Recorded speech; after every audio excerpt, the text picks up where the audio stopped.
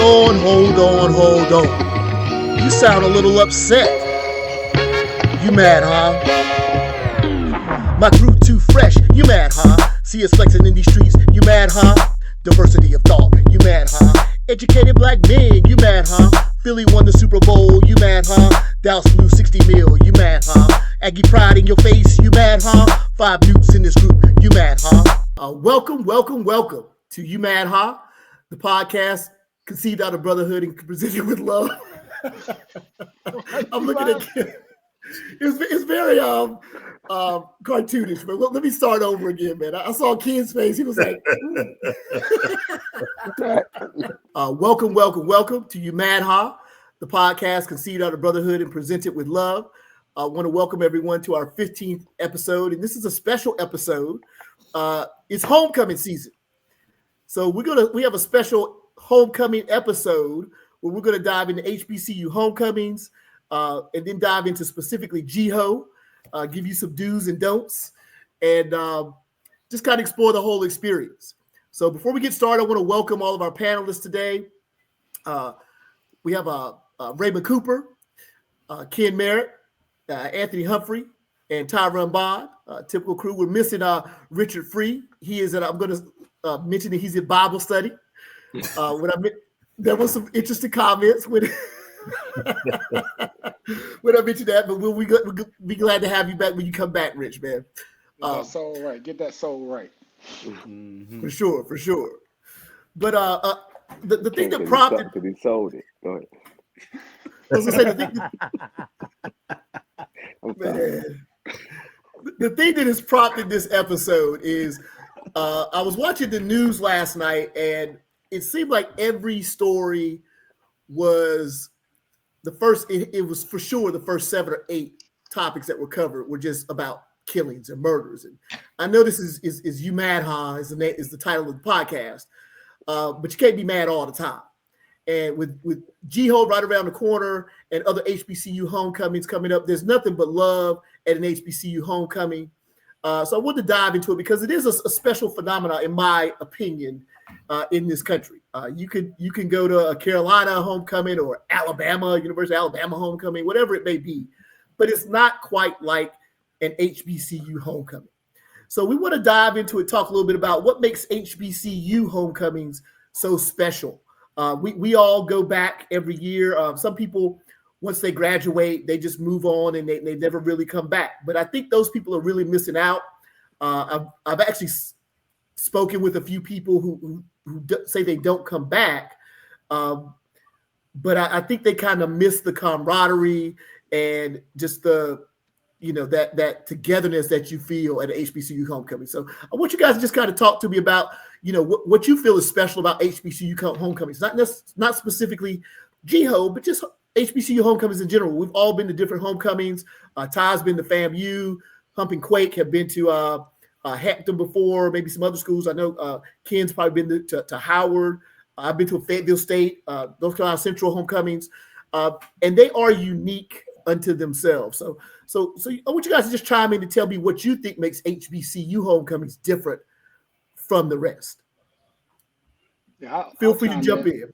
Yeah, I'll chime in. I think the commonality that I've seen across the ones that I've been able to attend is that it's like a big family reunion. And if you had any semblance of a crew, someone that you hung out with on a regular basis, it's kind of like the chance to get back and catch up and talk about those old times, talk about what's going on in your life, and a way to kind of reconnect. I've seen and been a part of circles where I don't see some of these folks except for homecoming, but when I do, it's like we never miss a beat. It's like we pick up where we left off. And likewise, we have a crew that we continue to stay connected throughout the year. So for us getting back together for homecoming, it's kind of widening the circle of our day-to-day and our week-to-week interactions. So there's nothing like it. I think that's the commonality that I've seen across the board. And quite candidly, as I've gone to other ones, if you don't have a crew or someone you're tight with, you're kind of out of place even at another HBCU because you're not really keen on the stories. You don't know all the people. When everybody's kind of giving the hugs and catching up, and you don't know those folks, you ain't really trying to get an introduction. Right. It was just kind of like, all right, you standing there on the side, so it's not as involved. So there's a little bit of pros and cons on both sides, but I think there's nothing like it, and there is a level of commonality across the ones that I've been to. Gotcha. Yeah. Ty, what about FAMU, man? Now, FAMU, they had a great homecoming. I mean, full disclosure, I have 2 sons there, so I did want to go experience it just to kind of get a feel for it. But to what Hump said, I don't care which homecoming you go to. It had that family feel. Anytime it's almost like we were kids. Calling from Michigan, but my family's from Tennessee and Mississippi. So it's almost like when we went home every year. We did 2-week vacation. It was 1 week in Mississippi, 1 week in Tennessee, and it just as a kid when you're in the back of the car riding. But as soon as you hit the Brownsville, Tennessee line or the Intermediate line, you knew it was on. It was just the feel about the grass, the smells, and that's I don't care what HBC you go to. FAMU was the same way. Once you hit that red dirt and you saw the folks, I mean, they dressed in their FAMU gear. Like Hunt was saying, the biggest difference for me was I didn't have a clique there, but if you have a personality, that's one thing about being involved in different groups, fraternities, sororities. You have different things that combine you together without just being there. Mm-hmm. But as far as going to hidden campus, the cookouts, that's the biggest thing. Because once you hit a cookout, the libations are flowing, the food is there, the music is playing, and it doesn't take long for you to fall right in. Mm-hmm. And the one thing about going to another homecoming, especially if you wear your gear from somewhere else, mm-hmm. they're going to try to roll out the love because they want to prove that they can do it just like you do it. And so we had a great time. Like I said, we went with 2 other parents who had kids from Detroit as well. And so their kids were there. And so we had a great time. And what made it, and the big thing about that is none of them went to HBCU, the parents, but they all came to GHO the year after. We did FAMU 2 years ago. And they kept saying, we keep hearing about that. This is awesome. But next year we want to come to GHO. And so they came last year, and I'm not going to let somebody else talk. But we had a great time at FAMU. We did have a great time. Yeah, I think you guys are spot on. I've attended several of the mentioned colleges before. Most recently, I've gone to Hampton a few years.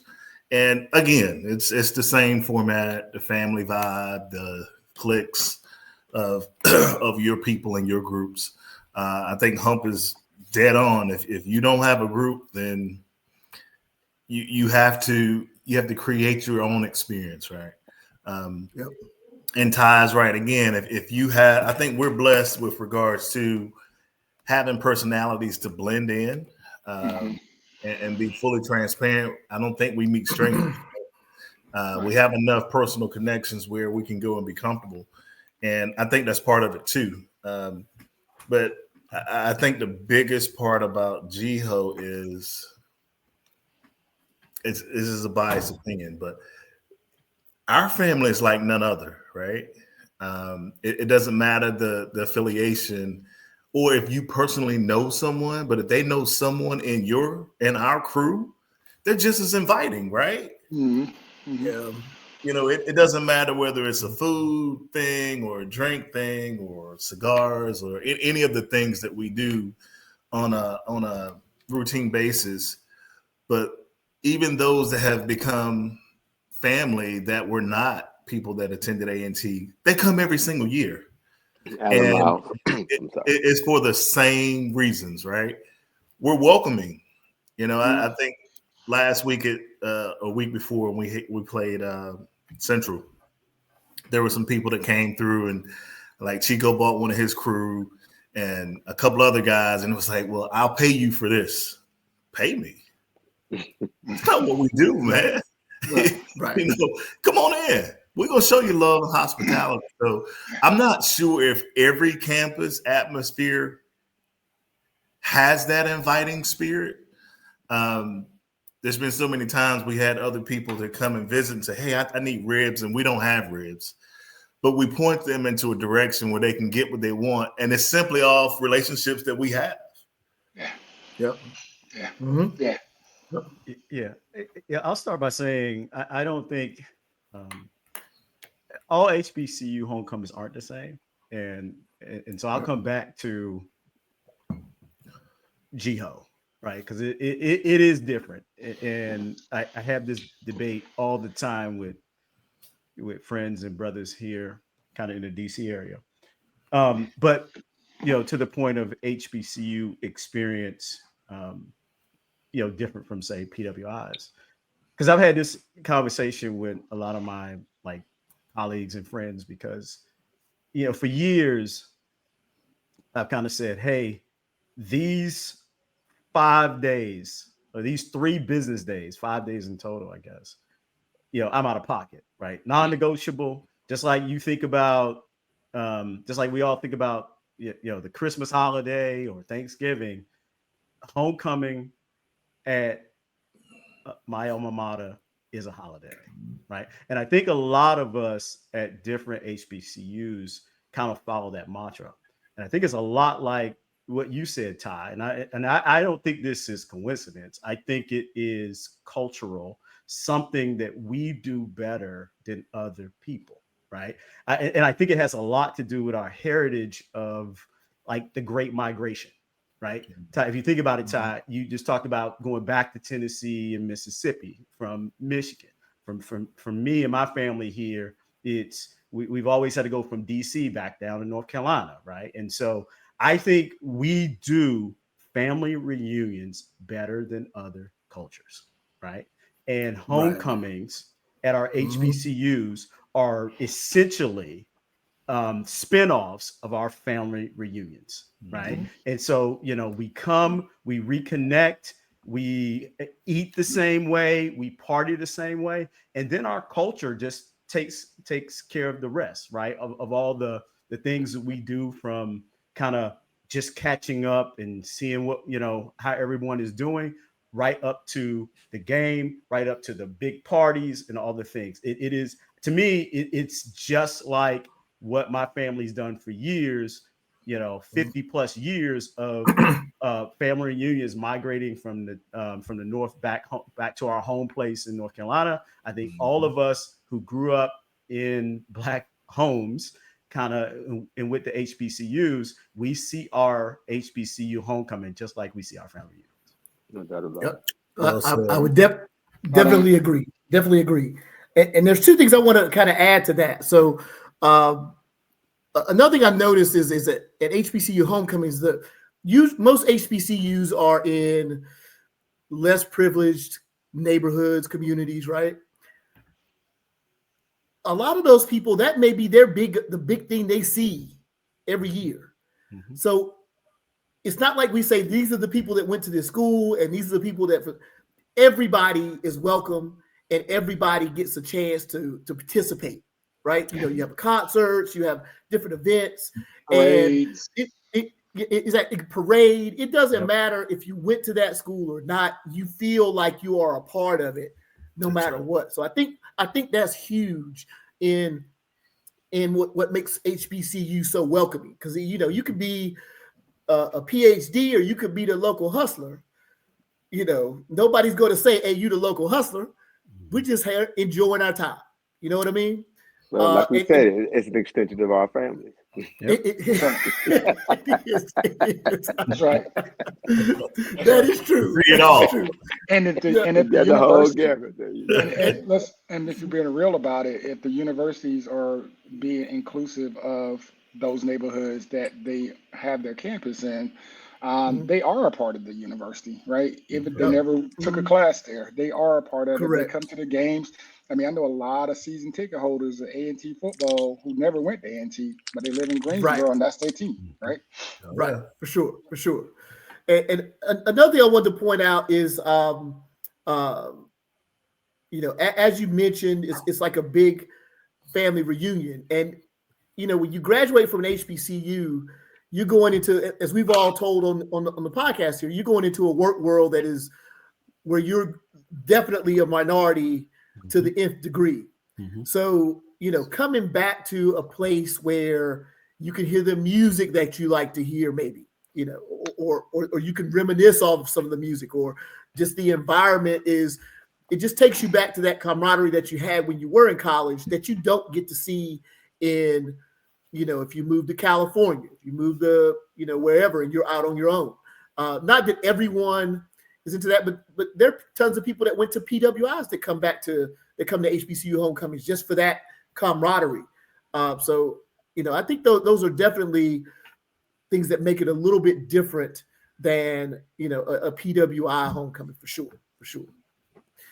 Well, I've had a chance to be at some of the PWI homecomings. Like I've done Chapel Hill. I've drove by UNCG a couple of times for their homecoming. Right. And I experienced it at Northwestern also. And we were talking a little earlier about how the Black community gets together at Northwestern better than a lot of places I've seen. UNC does a pretty solid job as well. But it is different. I mean, the feel is different. Now, again, if you're not a part of that clique or that crew, you're kind of on the outside looking in anyway. But they have their stories and they have their time. And, it's like they're happy to see each other because probably on campus during the time they were there, they were their own family. So it matters to them as well. But then you take them, you bring them to HBCU, specifically bring them to GHO, and it's like, where'd you go to school again? Because you acting like you came to school here, right? Right, so for sure. Sometimes, yeah. It's interesting to see that safe place and that comfort level shift when they're in our location. They're surrounded by more folks that look like them, and they have the ability to kind of let your hair down and be who you are. Absolutely. Right, for sure. Yeah. I think that is even connected to what P was saying, right? I think all of us, if you're a Black person and have gone to college, right, like all of us have, and whether it's HBC or not, once you left that experience, the chances of you being in a critical mass of other Black folks goes way down. Yes. So what these homecomings give us is a chance to go reconnect. And so whether you went to HBCU or somewhere else, you probably have a little bit of nostalgia because you now can go to some place where you can, it's like a defined set. It's people you generally know, and you can get like,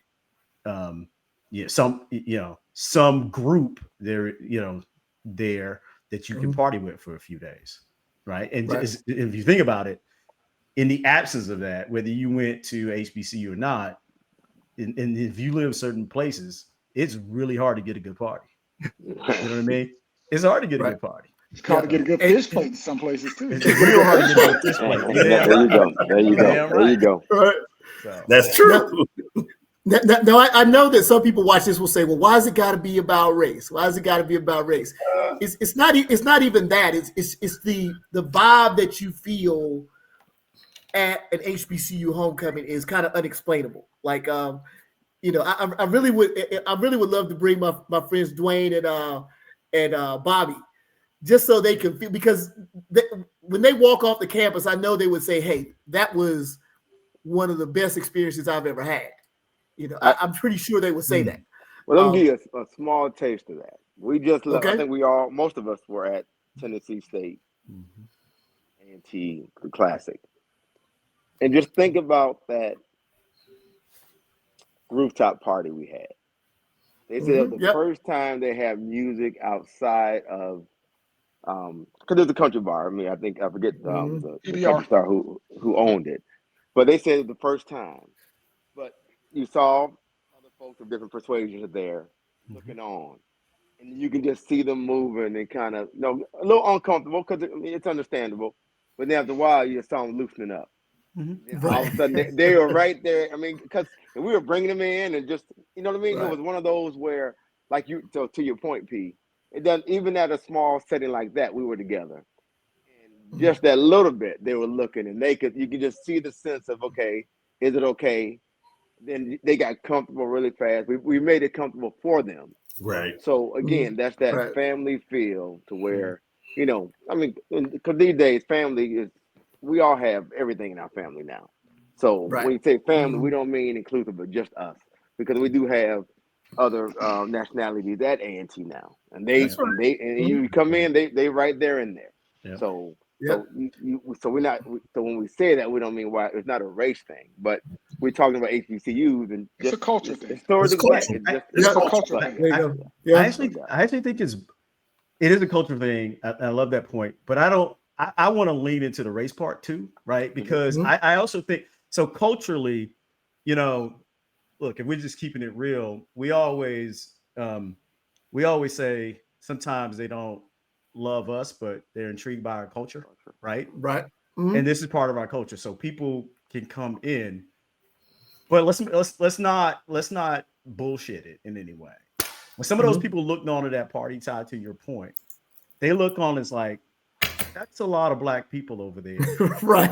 I ain't ever seen that many of them together, and it looks so joyous, safe, happy, and nothing pop off. Right? I honestly believe, because I've seen this look on the faces of people come to our homecoming, and when I've gone to like Howard's here in DC, and if they've never seen that many people, black people together in that or that kind of vibe, they are taken aback by it, right? No doubt. And it is partially because it's black people.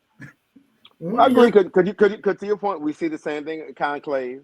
Exactly. Big meeting where we gather and we're G'd up. We're you know what I mean. The etiquette is there, and just because we're covering the gamut, because we can be as clean as we want to be, but we're still getting it in. You know. So what y'all are really touching on, what you're really touching on, is having to overcome the biasness that people have in their day to day, and they have to have a different perspective that they see to get comfortable with. It's crazy. Real tangent here, but recently read a story where a guy was a musician down in the Deep South, had a conversation with a white guy. Guy happened to be a card-carrying Klansman. Told the brother who was in a band, and they talked about all the similarities that they had. And this dude went on a mission to, every time that he had a show, he would invite a known Klansman to have a one-on-one conversation with him, and had a conversion rate of like 200 Klansmen that he got to tear up their cars and give him their uniform, and he had them in his house or whatever. But he just really tapped into, once you get past that initial biasness, you'll find that you have more commonalities. And I think that's what you see when you start to see people really relax when they get into an environment where they say, hey, that ain't so bad. That ain't what I see on the TV every day. That's not what I'm getting piped into my social media every day. This is different. And once you get over that hurdle, they start to see we have more commonalities than we do have differences.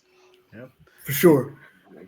If you ever like, and we'll talk about Jiho in a minute, but if you ever bring someone to homecoming the first time, like it's almost like walk them from the game to like Laurel Street. And when you turn that corner and that like, what's that? Probably maybe a half a mile, right? Walking back through campus. There needs to be a camera place somewhere just to capture that first expression when they turn that first expression. I've seen people who were all excited about this, right? When they turned and saw that, they almost fainted. It was almost too much for them, because they were like, it's overwhelming. It's overwhelming. Right? It's very overwhelming. And that's what I was saying about the people I brought from FAMU last year. Because what I purposely did, when I go to the game, I park over there by the church. Yeah. So you can make the walk through. Because they were like, because they thought, and they were like, they thought that was it. They thought that was a stadium, right? We haven't even turned. We haven't got to the road yet. We ain't made the turn. Right. I mean, it's an amazing, and I'm amazed. Like I said, it's amplified. It's even amplified now more with the tailgate spots that are lined up down the street as well. I can see the perception of thinking that's it. It's enough. That's what I'm saying. But to what you were saying, they were saying earlier, It's the locals, man. It's that parade because they out there with the parade. Oh yeah. Them folks early. are there with the little kids, and that's the Early. lifeblood of everything. But You see Ty, those little kids I've out there, heard so man. many It's in people them. Yeah. like in the grocery stores. You'll hear people saying, "Yeah, I gotta go over there because I gotta get my annual chitlin plate." Because everybody got their spot. Oh, They yeah. know where to Right. go get it. Or no, I gotta get my fish. Or it's amazing how the community embraces it. And Paul's right. It's everybody in Greensboro. The city shuts down. Yeah, GEO's a phenomenon now, man. It is, from back. I've seen it from when I was a kid, and what it's turned into.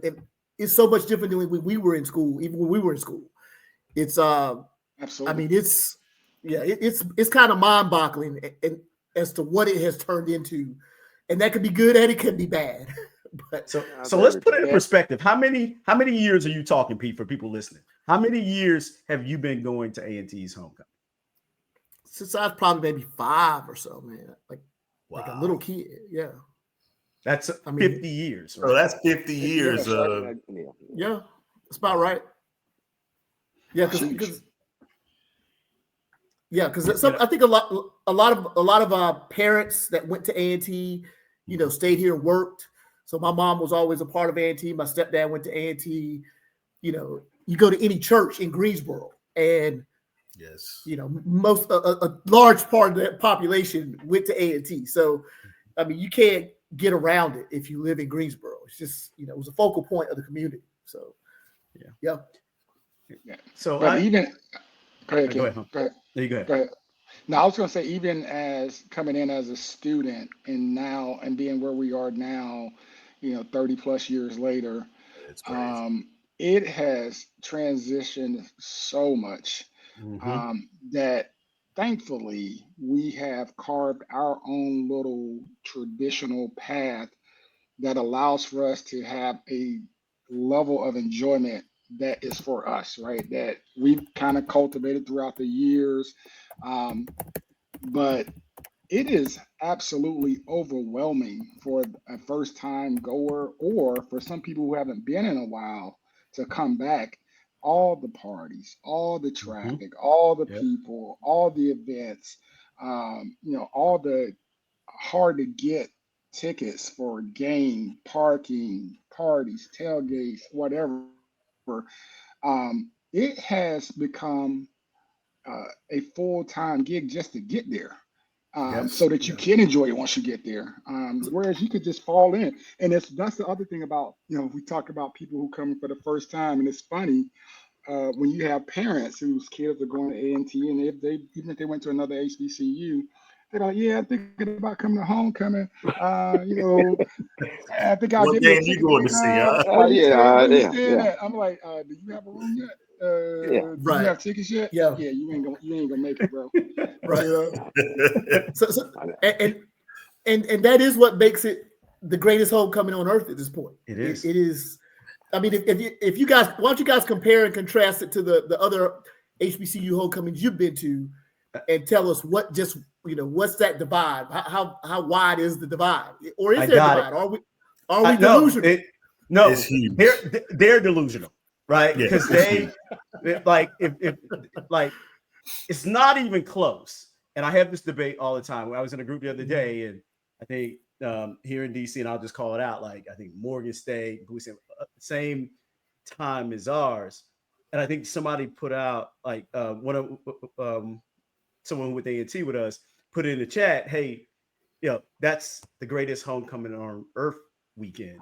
And this person came in and said, excuse me, I guess it was Howard, is the greatest homecoming on earth. If you haven't been there, you should come.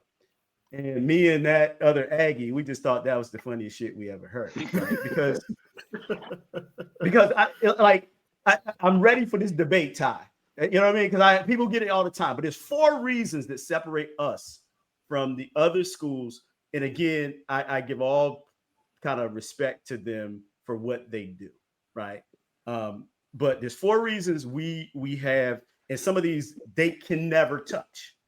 First and foremost, we got an infrastructure unlike most HBCUs, right? That we can literally have our game in all these events on our campus, right? That's right. And for people, if you don't know what we're talking about and you've never been, doing the game on Saturday, there'll be 40,000 people in the game zone. There are 2 concerts going on campus during the game. During the game. Yeah. One During inside the the game zone, one outside the game zone. One's Right, outside right. the game zone and all the other side of the campus, right? And Mhm. we at this point we're so good at it that based off your age group where you need to hang out, tailgate, game, concert 1, Right. concert 2. Infrastructure wise, no one can do this like we can. Number 2, we have our Southern hospitality component, right? I've said it to many people, and we're all Kappas, right? And I love the like flaunting other people's face that there ain't no such thing as an honorary Kappa.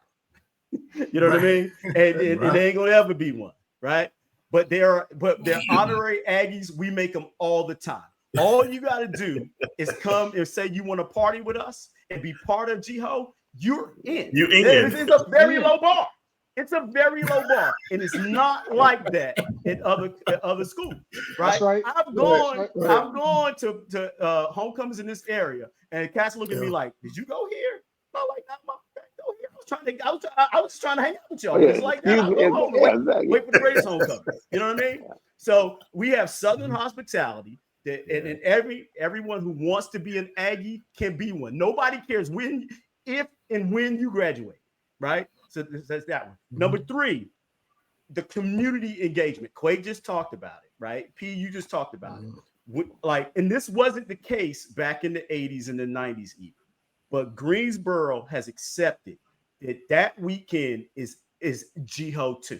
And so we got every hotel that's been built around 2 things for that city: the furniture market and A&T's homecoming. And every hotel is full, every restaurant is full. They kind of roll out the red carpet and give us the city. That doesn't happen in DC. It doesn't happen down there at Hampton. It doesn't happen down at Spell House. They don't own Atlanta. We do that shit way better because Greensboro is lockstep with us.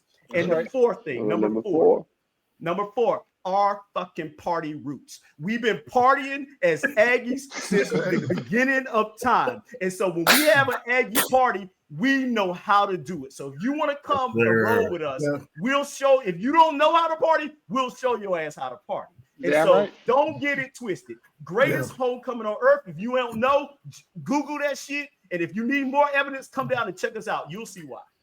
And that's every age demographic, Ken. That's right.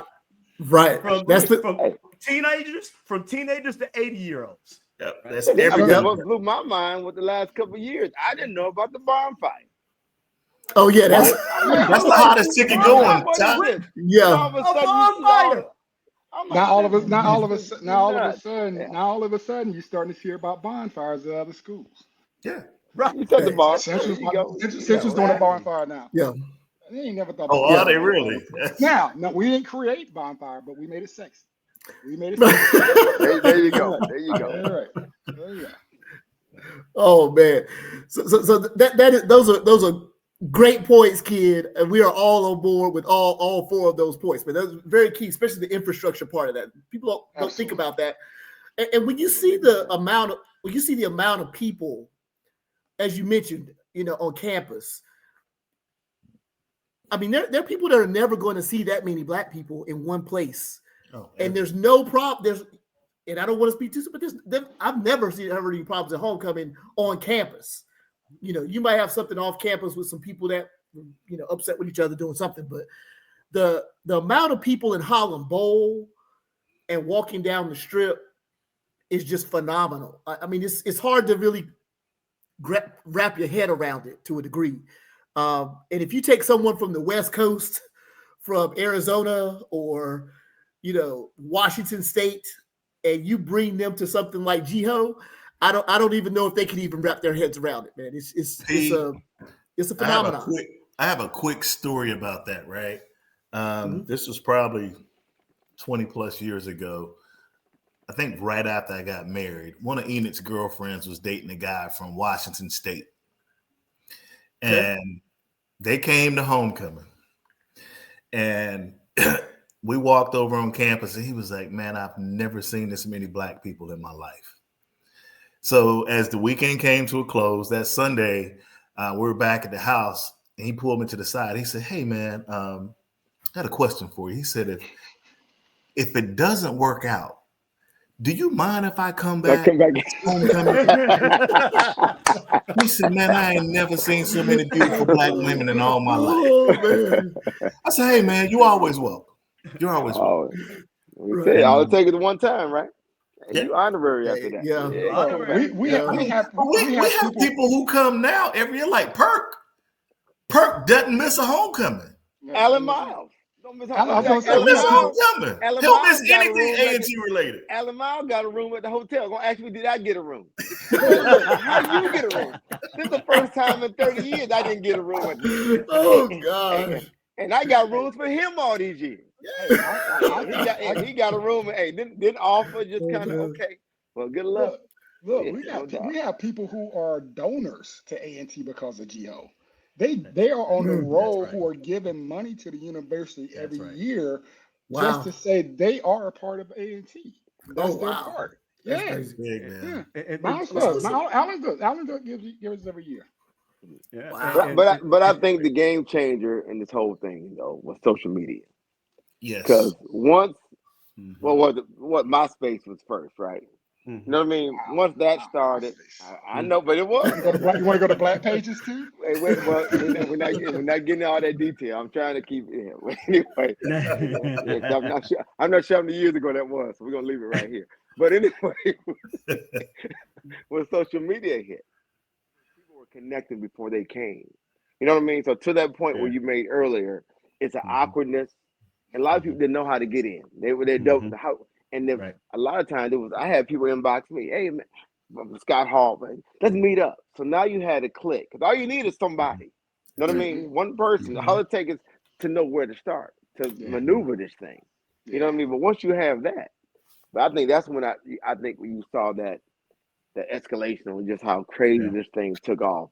Was the folks connected. They had that. Because even now, I mean, I talk to people now like I know their family. I never met the kids in my life, and I'm asking, how the kids? Because you follow it. You know what I mean? So it's an amazing thing to sit there with. And so again, the awkwardness. Now you're having the conversations because you've almost talked without talking before. You know a lot. You know about them. So when you see them, so the connection's already there. And to me, that's when this thing really went to another level. So to piggyback on that, Todd, with social media now, they're doing it with every entertainer or musician that comes to campus. They're showing the series for what is it called? Aggie Talks that we host on campus. They're showing the drone videos of the bonfire, the drone videos of the plots, and the aerial shots of all the campus in the stadium. It is ridiculous. Yeah, it is. I'm in awe when I look at it, and I'm like, I'm there every year. I'm in there. And I'm in that. And we see people that post after homecoming and say, we had a great time. I'm like, damn, I didn't even see you. You'll never see it. I was having that conversation. That's easy. Today. I was having that literal conversation today. It was like, it's a damn shame. You know, you can still have the same program that you did 10, 15, 20 years ago, but you don't see some of the folks that you want to see. You don't see some of the folks that, you know, you have those memories with. But you see in the pictures after the fact, and you're going, "Oh man, damn, I missed them." I don't know. Yeah. It could be you were in the same party. I've been in the same day party. Right. Exactly. And go ahead, kid. Yeah, I was gonna say it's like, in fact, to see people, you almost got to be intentional about seeing them, right? Absolutely. Like I've had many of people ask me and Allison, like, hey, your kids with A&T, are y'all partying with them at homecoming? Like, we don't even see them. Kids, right? They do their thing, we do ours. Like, if, you know what I mean? So many, and I think we owe it to people who watch this who've never been to put some numbers to it, right? So just estimate numbers this way. A&T has an enrollment of 15,000 students, right? There are roughly 75,000 A&T alums around the world, right? Greensboro is a city of, keep me honest, Quake, Greensboro surrounding probably 80 to 100,000 people, right? We get for our homecoming last year, it was the number that was reported was 135,000 people. So if you don't believe it's the greatest, right? Just we're getting almost 10x the enrollment, right? We get almost 2x people who actually are alums. You know what I mean? And so this ain't, we're not just here blowing smoke. The facts and figures kind of support it too. Yeah, doesn't lie. Yep. Now there are a lot of positives with that. There are also some negatives, right? Like you just mentioned, you might be in the same, vicinity as someone that you wanted to see, and you might not see them, right? They might be 10 feet away from you, and you might not see them, right? Well, that's because of the alcohol. But go ahead. I'm telling you, with the crowds, the crowds is pretty crazy. But one thing I will say, so I went to a Fayetteville State homecoming last year before. My son goes there, so a positive with a smaller homecoming, right? Like a couple of days before, we got tickets to the homecoming show, and we got on like the fourth row. The parking, and it was a Maxwell concert, which was very good. So we got basically front row for the most part tickets at a really good, reasonable price. The parking was, it's people there. It's a lot of people there, but the parking isn't like you don't have to park a mile away. And I mean a literal mile away at GEHO. Sometimes you got to park. So there's some pluses and some minuses. What are some negatives that you guys find with GEHO? If there are any, if you think there are any. Crowd control, man. It's so large now that, for instance, it's a task to go from the game to the plot. Like a huge task. It's a heavy lift. If we're not there, if we don't shut down, I think we probably noticed this 10 years ago or better. To shut down the tailgate, get across campus, it's like, it's not worth the investment, right? You got to be intentional to flow by there on Friday, see who you can see, and that's a check off your point, right? I'm not coming back. Yeah. No, I think that's you say crowd control. It's not even necessarily that it's out of control. It's just when you have that many people, if you're intentional about seeing folks, to walk from the stadium to the plots after the game, you can't go in a straight line. You're going to stop at a minimum 20 times because you're going to see somebody that you hadn't seen. You're going to want to have. Hey, what's going on? You're going to get off of it, right? Yep. You might have. You might stop and have a half a cigar with somebody. You're trying to get to the plots, so you can't walk a straight line. So I was laughing at this at Hampton. We were at the tailgate area. Quake, I don't know if you was with me and Terry, and we walked that little strip where all the tailgaters were. It was probably like 200 yards, 300 yards at the most, and we walked it in like 10 minutes, right? I was like, that would have taken us 45 minutes to an hour at GEHO because we would have been stopped every 30 seconds to talk. Easily. Well, dang, we were just at the Hampton game at A&T, 3 weeks ago. It took us that long just to get to our seats. Right. On a regular game week. Yeah, it took that long just to get in and walk around and sit down. Yep. We got stopped 20 times. So and if you a young buck, if you're in your 20s or you still in school, your head is turning like this, and you try to talk to everybody, the females about every two or three steps. So what might take us an hour they might not ever get there. So it's definitely interesting dynamic. What any other negatives that you guys know of? I mean, I think you do miss sometimes you do miss the intimacy of it, though. I mean, sometimes if you were there from the beginning, you remember how simplistic it used to be. Like we just said, getting to the plot, getting there, the parties. Because the price of you can get sticker shock. Real talk. I mean, some of these parties have got. I mean, there's sticker shock out there. I mean, these parties that it was a capitalist society, and so folks are charging. And it used to be like you said, you used to be able to, the week, 2 weeks before get your ticket, you kind of knew. Now you have to be, like you said, intentional. Yeah. And we talking. I mean, you planning 6 months early. I mean, anytime you sitting there waiting for a hotel to release rooms, so you can get a lottery for the possibility to get. I mean, So the simple things of it. Yeah. You kind of miss that. Yeah. And they sell out in 10 minutes. Yeah. Oh yeah. That's I think bonfire tickets are like 180, sitting at 180 right now. So. Like I said, sticker shock. That's what I'm saying. It's definitely wild. Yeah, that's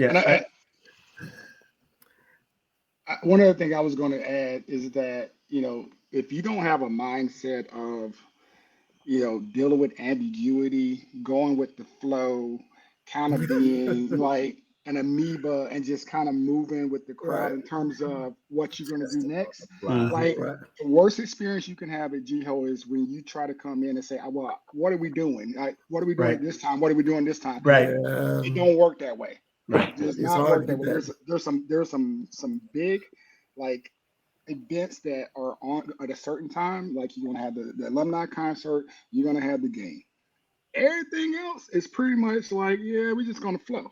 Right. And if you're not comfortable with that and you need a plan, you're not gonna have a good time because you're gonna find yourself in a situation trying to set the right expectation in your mind when in reality you just need to let your hair down and just flow. Go with it. But I think we've mastered that though, right? At this point, we don't try to attend everything. We know what we're going to hit, and like you said, after that it's chill because we know what's coming, right? If it's the alumni concert, we're gonna do Aggie Gents, and that's it.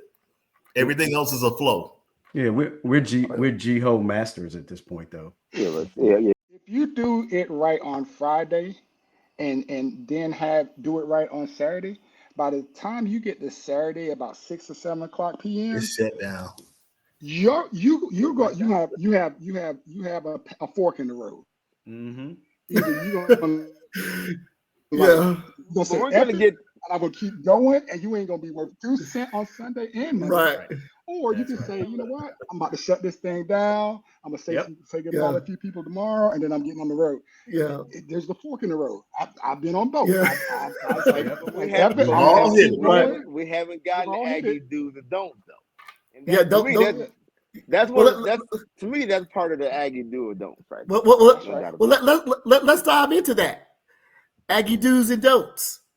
I'm gonna tell you, at this age, I'll drive in. Well, Aggie do. What changed the game too was coming in on Thursday. I'm coming on Wednesday, but Thursday changed my life because it used to be flying in on Friday.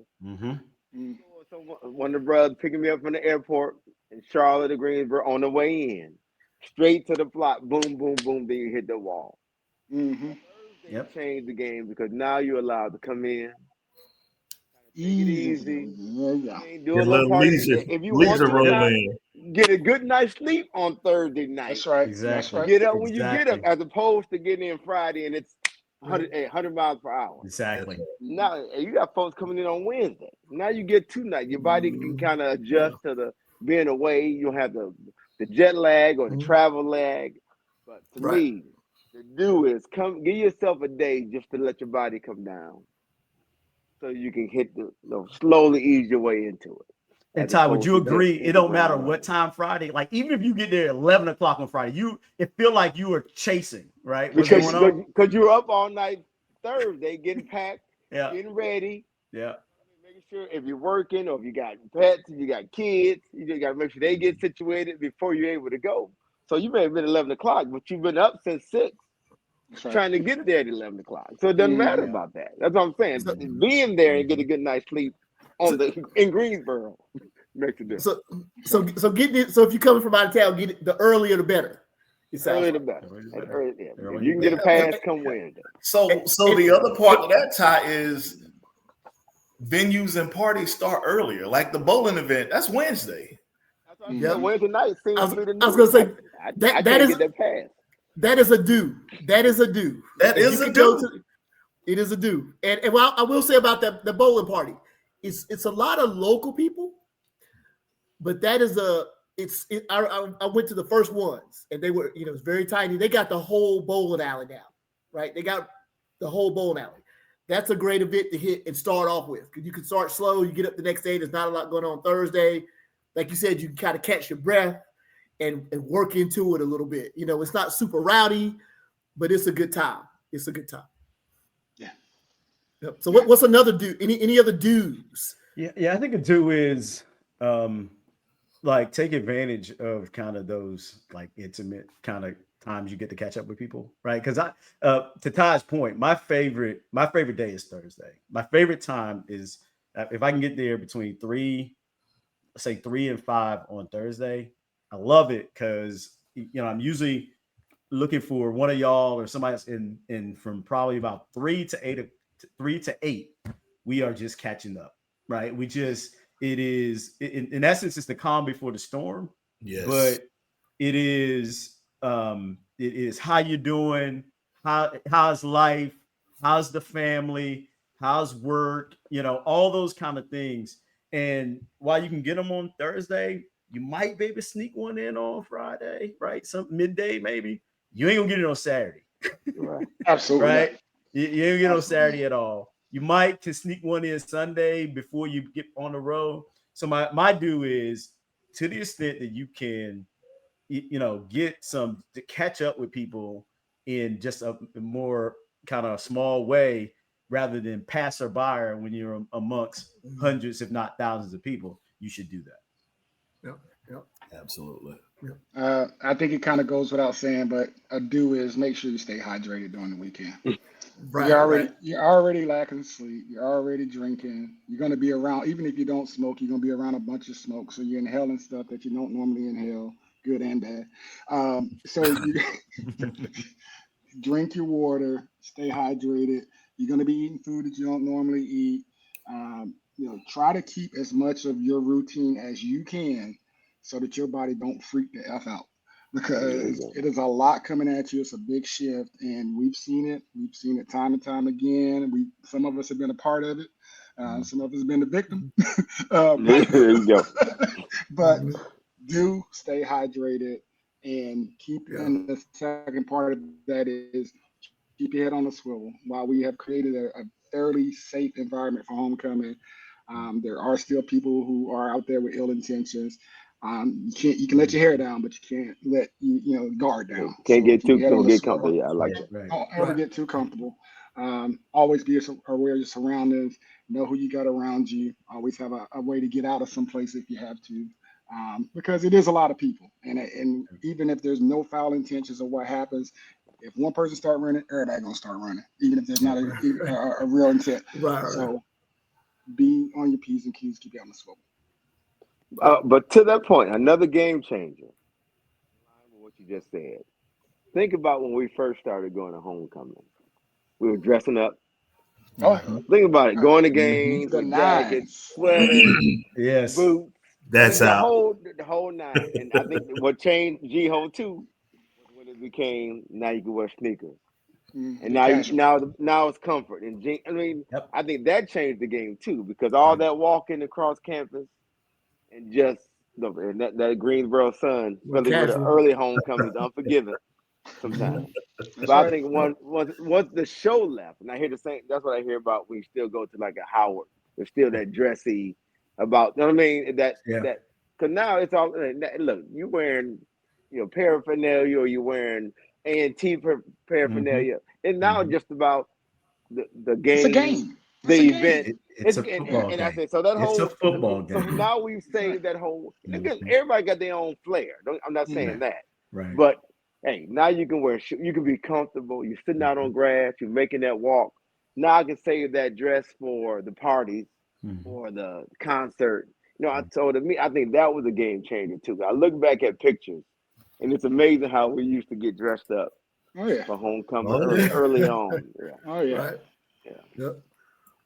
So something I want to say in terms of a do is if you haven't been to homecoming in a long time, or maybe you have never even come back, make sure that you go on campus and actually go and look at the campus. Right. Go in some of the buildings. If you can go like on a Friday or Thursday, go look at the campus, see how it's grown. You can tell off the bat that tons of new buildings, but the new student union. Just go to some of the buildings and just get a feel for the growth of the university and the level that it's gotten to at this point. I think that's one thing to do. Also, maybe go downtown. There are a lot of events that happen downtown. It's a good place to grab some lunch, just to see how downtown has grown over time. And there's one more thing I wanted to say. Oh yeah, that each and correct me if I'm wrong, but each I think the major departments have a cookout. Every college, a picnic. Every every college has cookout right now. Right, a cookout on Friday. You have to sign up for it in advance, right? But if you can go to those for your department, I would say do that. I think that's a must do. If you haven't been back in a long time, you're going to see professors, you're going to see people that you haven't seen in a long time. It's going to be all age levels, but I think that was a great idea when they started doing that. And it's free. You just have to sign up before they shut it off. So I think that's a great thing to do as well. So any don'ts, things to not do. And I see some funny looks. That's like 4 million of them. Oh my gosh. Don't hate big head your exes. Good point. Hey, good point. Hey, big head. Don't hate big head. Oh my God. I'm leaving this alone. A good head nod. So he leave it alone. Head nod to work. Yeah. One of the ways to go, hey. Yeah. Hey, take a vacation. Hey, take a vacation day. Don't act like you're going to work and you'll get some work done while you're there. Stop. No, yeah. Don't even think about that. Yeah, don't even think about bringing work. If you can on Monday, don't even try to Don't work on Monday. That's right. I think Ken hit it. Be fully intentional about what you plan to do, right? Yeah. Because, and this kind of ties in the Hump's theory of the pace, right? It's not a marathon. Pace yourself. Nobody judges you if you buy out. You know what I'm saying? Yeah. Nobody judges you. Get your rest. Get your sleep. I will say this though. Go ahead. Don't think you're gonna get a nap in, because that nap you're gonna wake up the next day. It's gonna be like 12 hours. Hey, that nap will have you upset. Hold up now. I for a few years straight, I mastered that nap on Saturday. It just depends on how late you're gonna go on Saturday. Well, make sure you have somebody that's gonna wake you up from the nap. That's it. That's the point. Don't sneak off by yourself thinking I'm gonna take a quick nap. No. That you And don't look, want to do. if you are from Greensboro, do not take a nap. You're not gonna leave the house. You're not gonna leave the house. If you get to the house, you ain't coming back. Yeah, you'll look up at that clock and be like, "Nah, dog, I'll just catch you the next day." So if you're from Greensboro, don't think a nap. Don't think you're gonna go home and catch a nap. Yeah. That's not gonna work for you, for sure. No. So do not do that. And for all my North Carolina natives, I'm not from North Carolina, but I've never had to. I don't have to deal with this issue. But don't think you're gonna visit your other family, your mother, your father. Right. Homecoming is homecoming. The biggest problem I laugh is when I see folks. I need to get to Raleigh to see my mama for a minute, so I can another visit, right? That trip need to be them separate. Add a couple days on the front end, or on the back end. That's Please right. don't try to think I'm gonna go see my mama, my cousin. I'm gonna go home. And now they got you cutting grass. Baby, can you do these peas, shuck these peas for me? Can you? Yeah. So please separate homecoming from going home. There's two different things. Yeah. I'm not from there. I haven't had the issue, but I've seen plenty of my brothers get caught up. So Can't do I think a don't is don't think you can just get up and go because you just going to a football game though, right? Don't think this shit is simple because we said there are a few things that we do but we generally flow. But again, we're masters at this, right? Don't think you can just get in your car and roll and Show up to the game, show up even on Friday. You will get caught in a traffic jam amongst people who might be older than you, younger than you. You be like, what do I do now? Right. So you need to do a little bit of research, call somebody, you know. I think P's advice is, you know, and we think about it as people who never been, but I see alums get caught in this all the time too. Because there are a lot of alums who still vision this like it used to be. Yeah. They don't understand the magnitude of how it's scaled, right? Which is why they think they can get a hotel a few weeks before, which is why they think they can show up next week and walk up to the game and get in. Right, it's not stand outside. It's not that, right? Yeah. So you need to at least call somebody, research. Hell, there's a guide they put out these days on A&T's website of what's going on. Right. Have a little bit of clue, because otherwise you're gonna get there and you're gonna end up short, right? And you're gonna be overwhelmed by all the activity around you, and you're gonna be like, I ain't never come back here. I ain't never come back because I'm not having fun. No shit, because you're in Kernersville somewhere, and right? And caught in a traffic jam. Shit, you might end up in Winston. Shoot. In Winston, right? You in Winston-Salem State's homecoming, and that was right. Yeah, it was 3 weeks earlier. Right. I wish I knew we were doing. You don't miss their homecoming at all. I'd love to have been able to bring someone on that we brought. Next time if we do a follow-up. Yeah, we're gonna do one. Bring someone that we brought to homecoming, so G-Health, so they can tell you their experience. I'm telling you, last year I like that a lot. I brought that family. I'm telling you, and they're still trying to come. But last year they're like, "Ty, it's enough." Because when you come with me, I'm gonna make sure we hit. We're gonna do the Thursday experience, the Friday, the Saturday, and so last year we did the Saturday. I was too tired to go, but I said since I got them with me, we going. They said we're going to another party. Said they no, we're going to hit the Aggie Jets Saturday night party just to finish this thing out. She said, I ain't built for this. I need to go into training about 5 months early before I come. Between these heels and walking up and down. Oh man. And so we need to do a follow-up. So what's the post-experience feedback, Ty? What did they give you from the whole weekend? They just said the same thing. There's nothing like it. And then till you experience it and you've gone to other places. Because then the thing is, if you haven't done it, you don't appreciate what it is. But they just said, like you said, we went to FAMU, which was awesome. I'm not knocking it. They had a great time. But again, the hospitality was different. The openness was different. If you didn't know someone, and because they were a little off. It was funny because we went the year before. They sitting over there inside the gate, kind of toward the back. I'm like, no, you come in. I said, well, you can just go. What do you want to eat? Just hit one of them. Whatever you see, just get in line. They're like, no, can you bring me a plate? No, I'm not bringing you a plate. No. Yeah, because how was you knew somebody get one. No. You can actually go anywhere. A drink too? Oh, man. Anything you want. Right. Get in line. Go with the flow. Right. But the do's and don'ts. To that point, though, even though we do invite it, don't want to do anything. Hey, please tip. You know what I mean? Show your appreciation. Yeah. Even though it's open, but I will say, the Aggie do for me is make sure when you go, these folks, I mean, they've been planning forever. Cause we used to, I'm gonna say we, cause y'all used to do. Y'all used to, I mean, the planning that goes into those cookouts.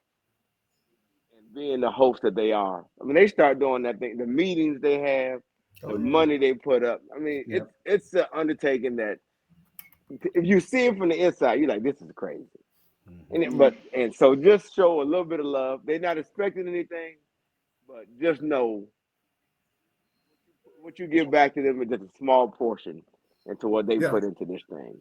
And so, Yeah. even though we say just go anywhere, like anywhere else, show some love, drop That's something in the coffers, and just and that's how we're able to keep this thing going across the board. Mhm.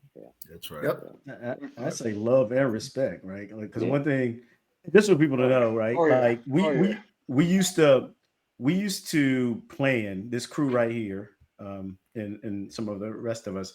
We used to do this every year, and plan to feed, and what they're probably with us and our families. Maybe they end up on they 25 of us, right? Yeah. But we used to plan to feed about 250 people. That's how much like volume we would bring.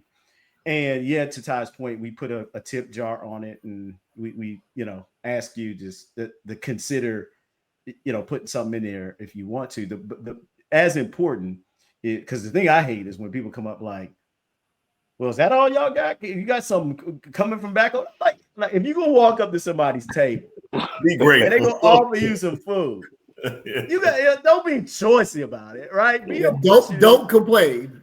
Don't complain, right? Yeah. Is one. And two, have enough respect. Don't put your hands all over their food and stuff, right? I think those are very basic rules.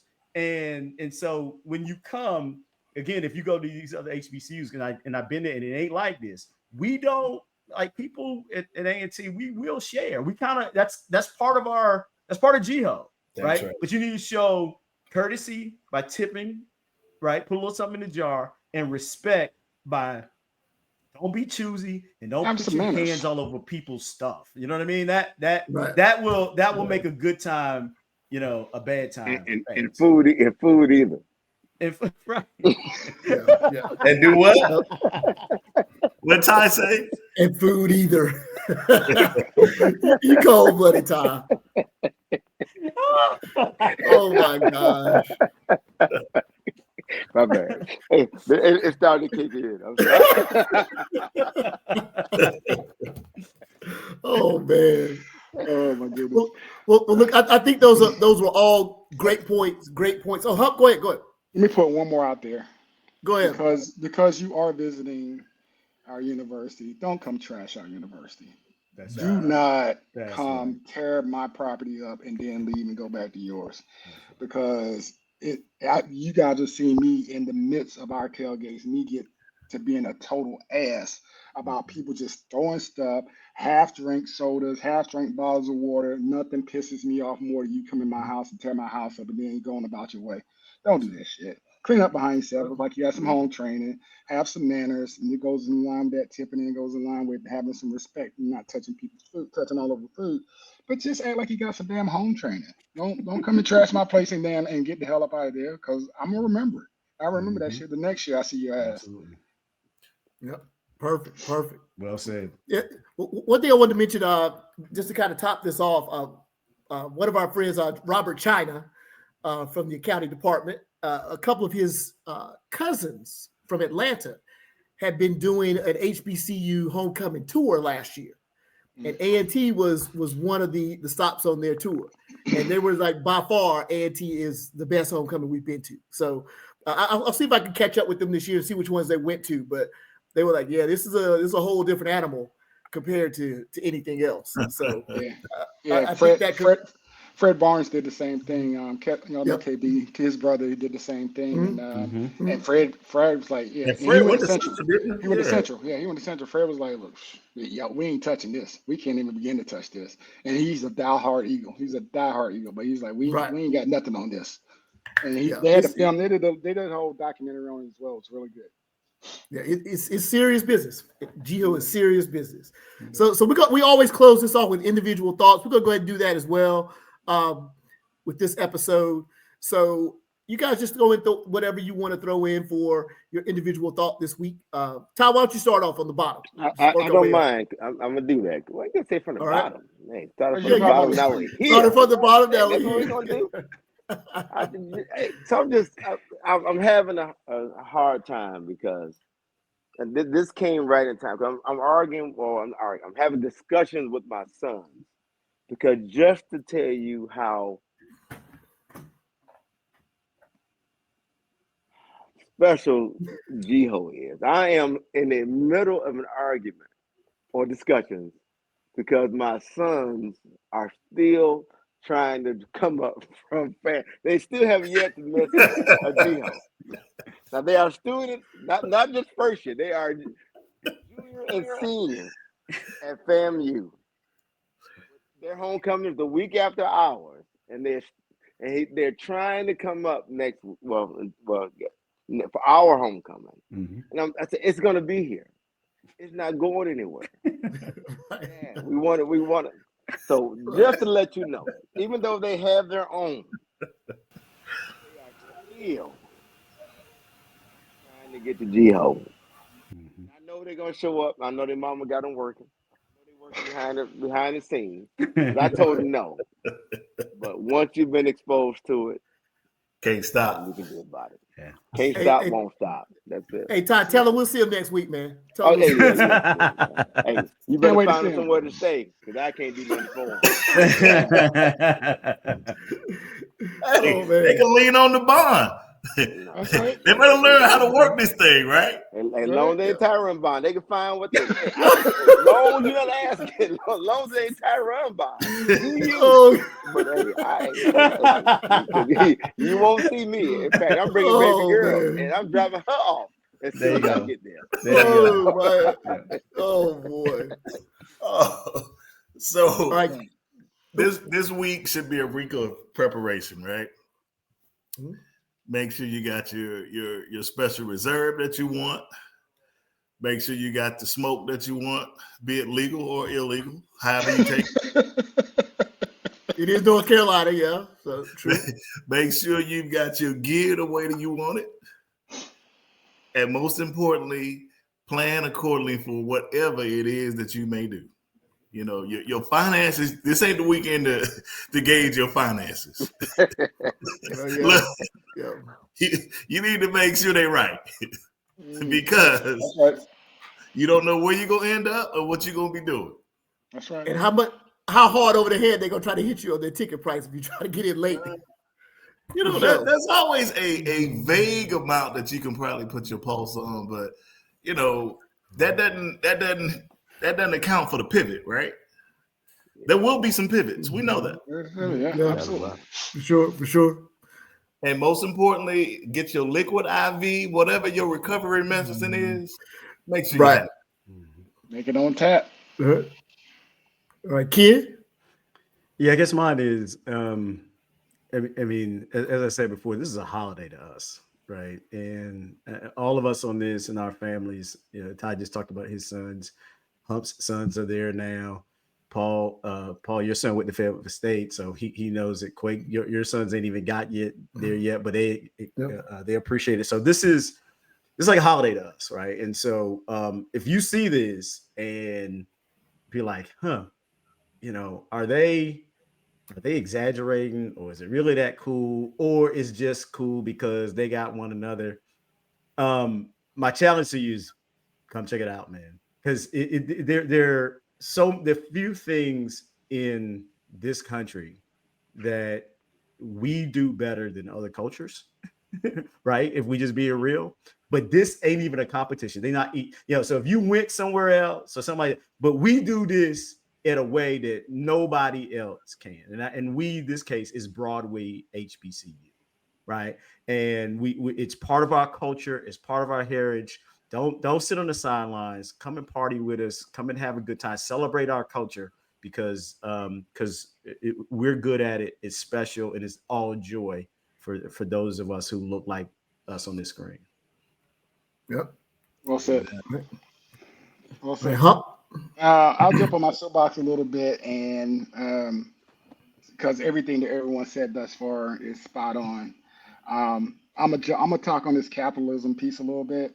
And I hope I don't rub any promoters or party goers or party throwers the wrong way.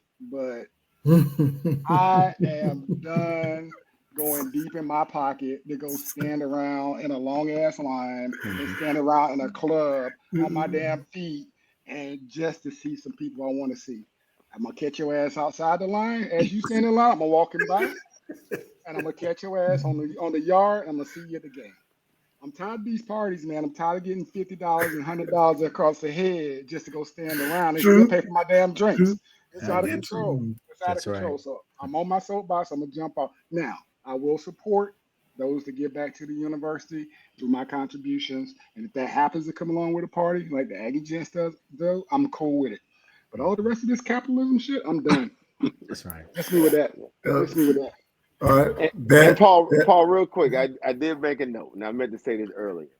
Uh-huh. What makes it special to you? I think no matter where you go, you're starting to lose folks. That's right. Like I'm saying that we can. We do reunion. We're our 60th family reunion annual is coming up. We're 59 next year in Arizona. 60th is coming up in Charlotte. So y'all boys be ready. But I will say this. So almost like with a family reunion, come every year you can come. Yeah. Because we're getting to that, especially those in our, because now that's not about age. We're That's just starting to lose people. Yeah. So what makes it special is when you, that's why you go back to homecoming, you go to the classics, go to the celebration bowls when we had them. Mm-hmm. Because we just don't know how many times we have a chance to just lay eyes, like I say, my mama always say, just want to lay eyes on you or a hug or just, and so we don't know how many of those days and times we have. Well said. And so to me, that what makes special too, because we do all this talking. Right now, we're here now. I can see my boys, but ain't nothing like next week. We get together and just bring that. You can't replace that with a phone call. That'll get you through. Mm-hmm. Ain't nothing like the real thing, baby. Yeah. That's right. Yep. For sure. Well For said. sure. Yep. I don't know if I have anything to really add to that. I just say enjoy yourself. Make sure you get a designated driver or Uber. If you're going to have some libations, but just go back to your if you went to college, back to your college days, just relax and enjoy it. Take it all in. Don't get too upset if you don't make it to this or that, if you don't see that person.